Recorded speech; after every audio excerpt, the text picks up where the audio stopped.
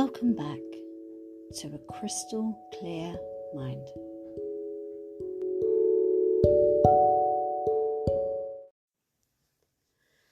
Hello, my lovelies. How are you all doing from wherever you are listening from?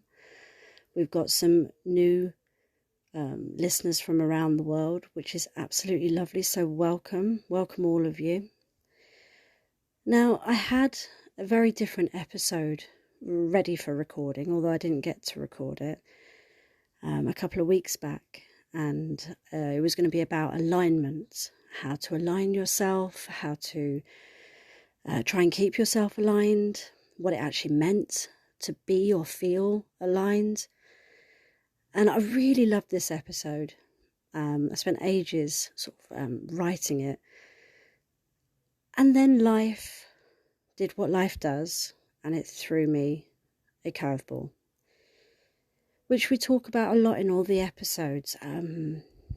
Ways to deal and cope when those curveballs come at you, because they will, no matter how positive, no matter how upbeat, no matter how spiritually aligned we all are, life will still exist, and it will still throw these huge, life-changing, life-altering events at you, because it happens to everybody.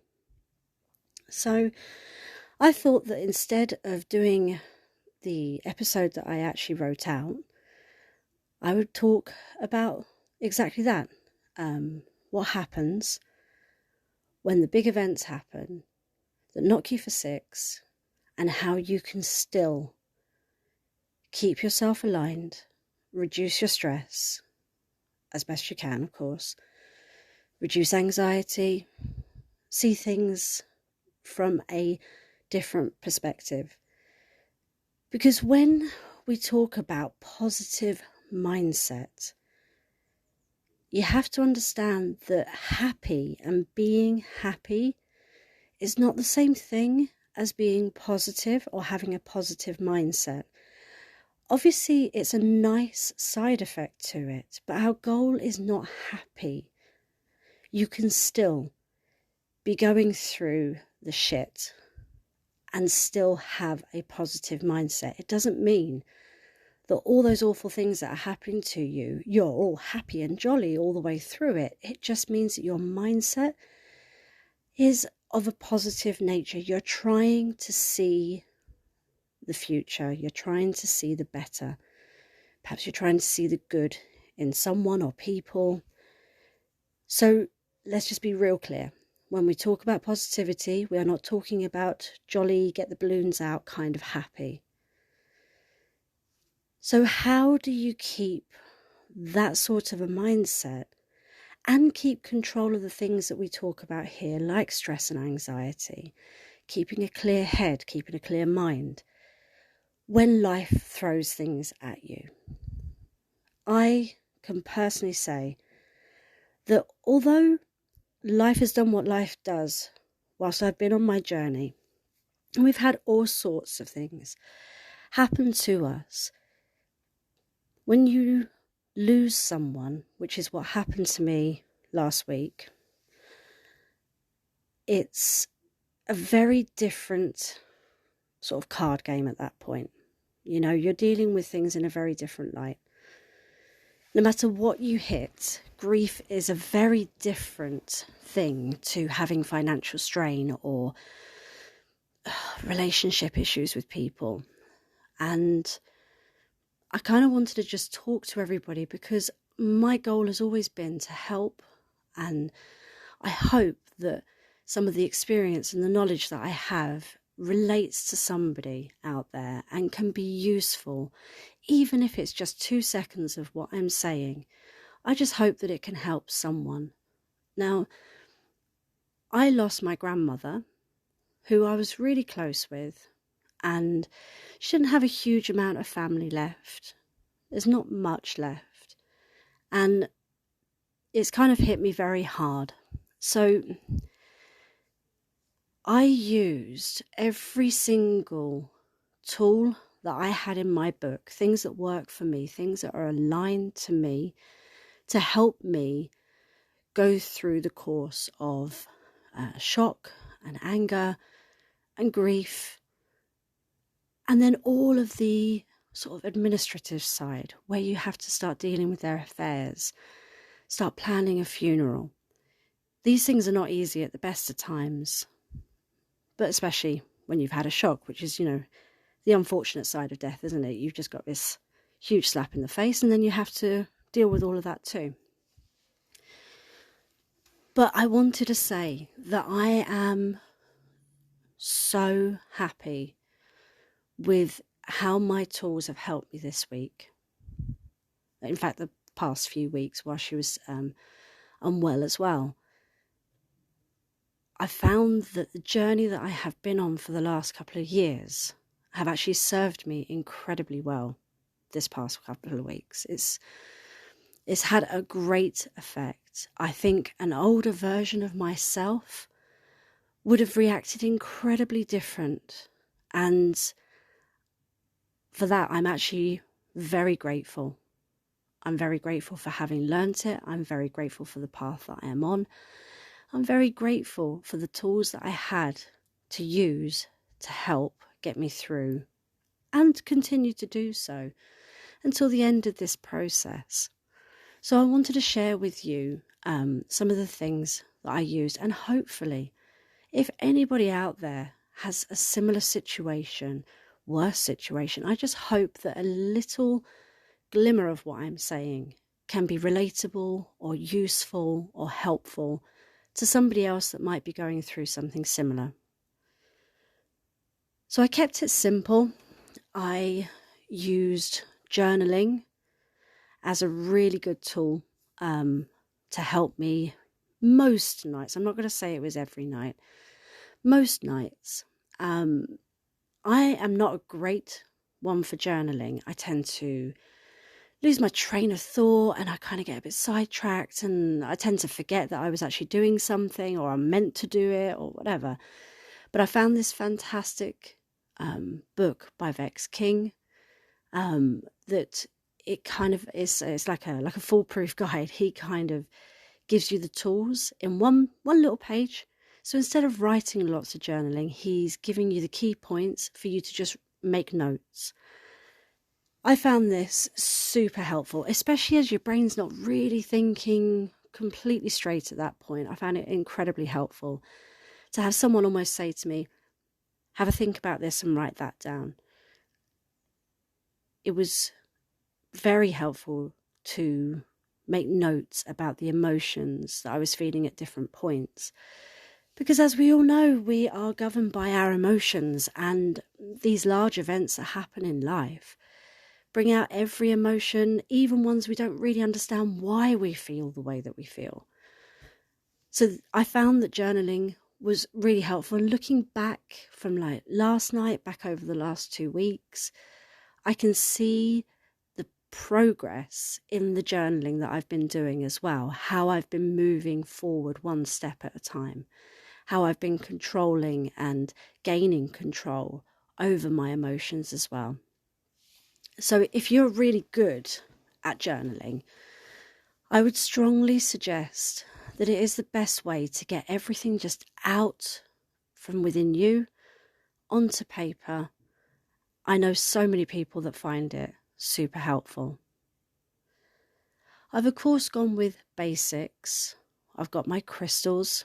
I've been carrying crystals with me. I've been wearing my crystals with me. Specifically at the moment, I'm currently wearing a piece of amethyst. I've been carrying a lot of rose quartz with me as well. I find having these around me very helpful. And we were really lucky because last night was a beautiful full moon, a snow moon, and it was gorgeous and beautifully big.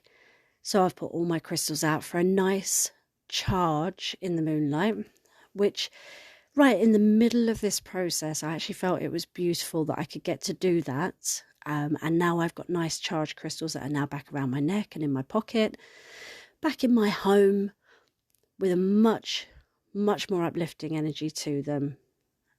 I'm really grateful for that. Which I suppose actually brings me on to the next one that I've been using a lot was gratitude. I've found that this has been an amazing help for me because, as I said to you when we talked about the power of gratitude in the previous episode, even on the worst days, you can still find something to be grateful for.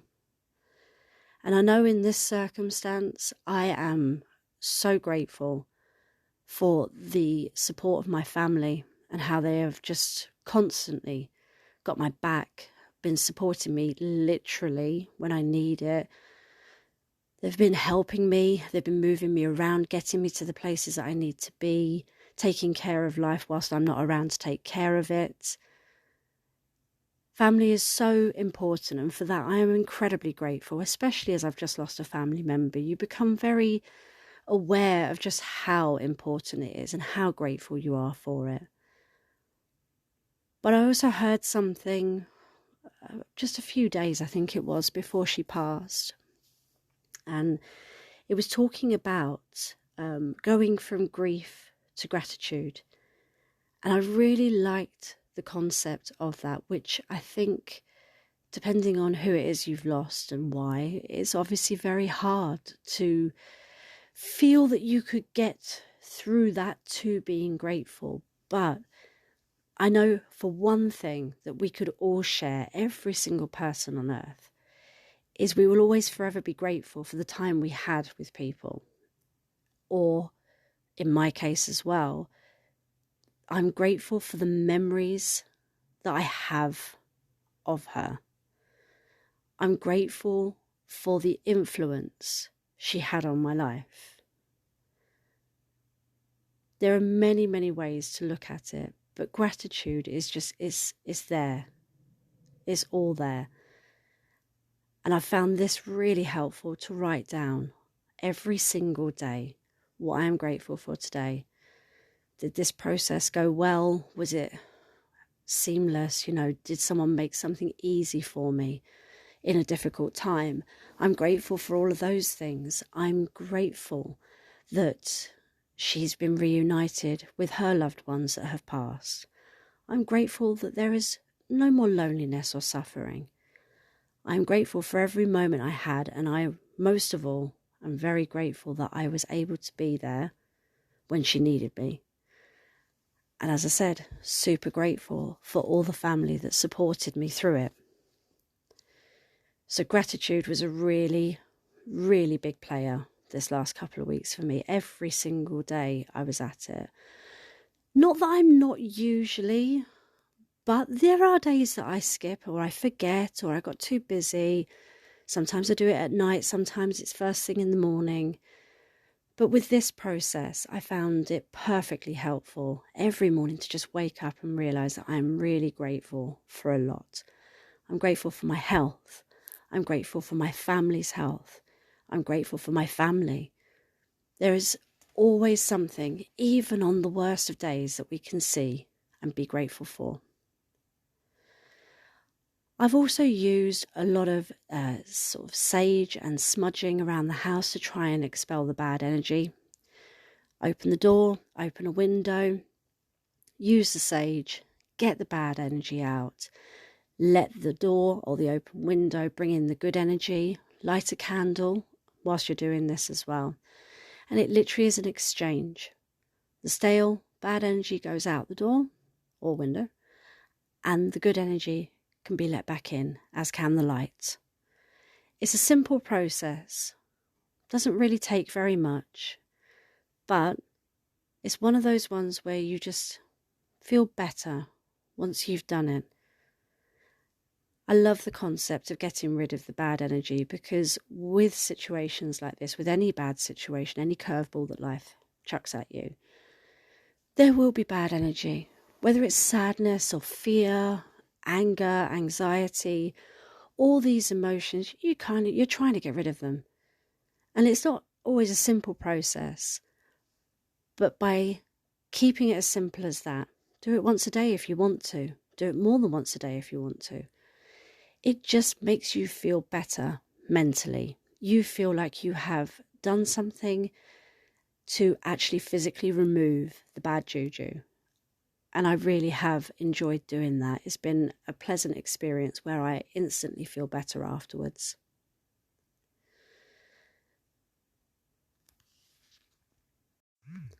Another good one that I've been using is, of course, breathing.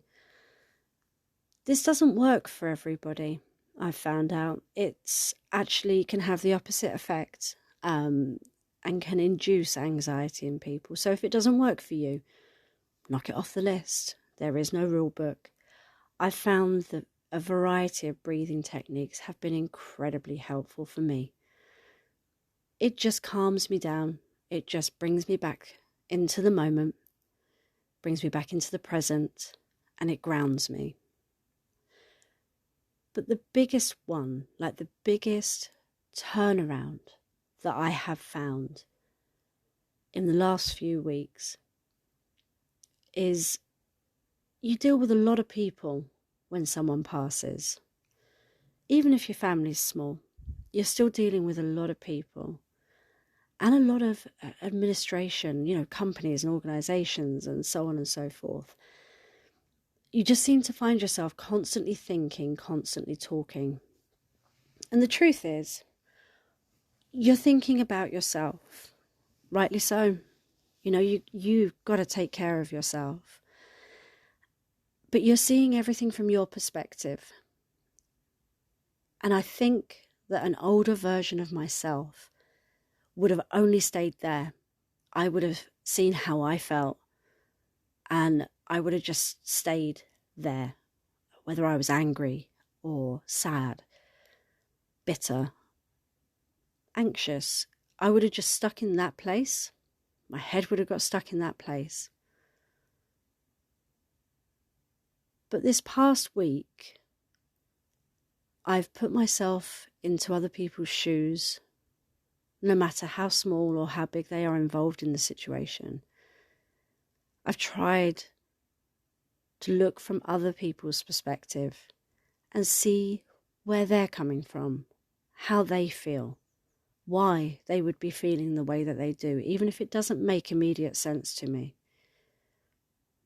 To say our family is complicated is an understatement, and I'm so sure that I've got people nodding along right now like, yep, I've got a complicated family too, I get it.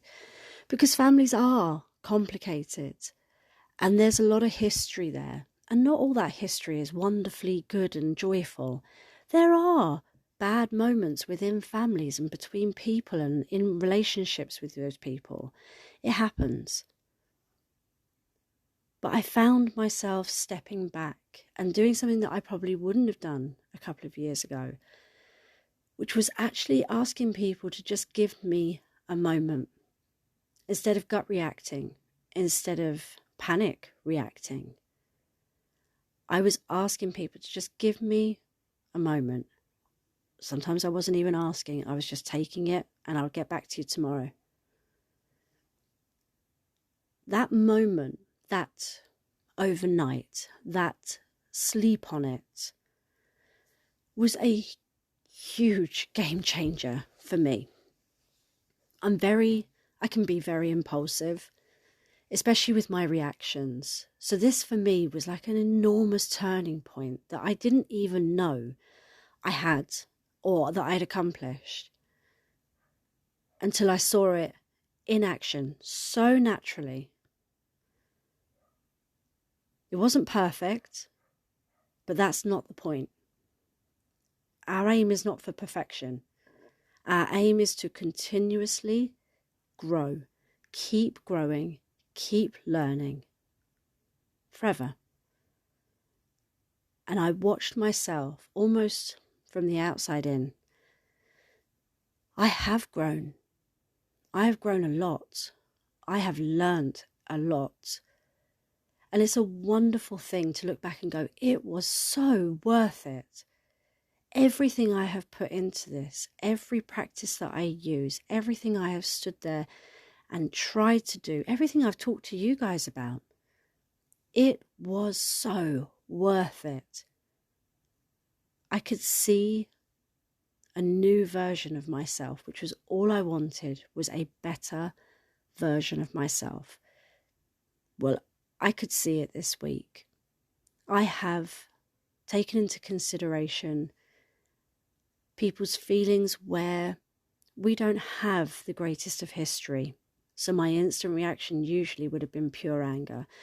Do not misunderstand me. That is not to say that I didn't get angry. There is still a gut reaction. But the key was that I waited. I knew, aligned to myself, that I needed a moment to digest that, process that. And by the time I was done processing it, over the course of a couple of hours or before bed and then sleeping on it and waking up, that's where everything kicked in so very naturally and told me to rein the anger back in. Think, why are you angry? Why are they reacting the way that they are? And that thought process alone, it opened up a world of possibilities. So whatever you are doing, whatever reason that you are doing it for, why ever you are on this path, stick with it. It is so, so worth it. And it makes such a difference because I know that this week I have made a difference to other people too.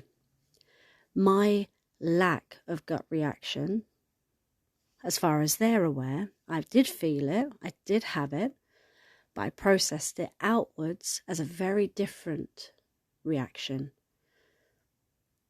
I've made a difference to them too.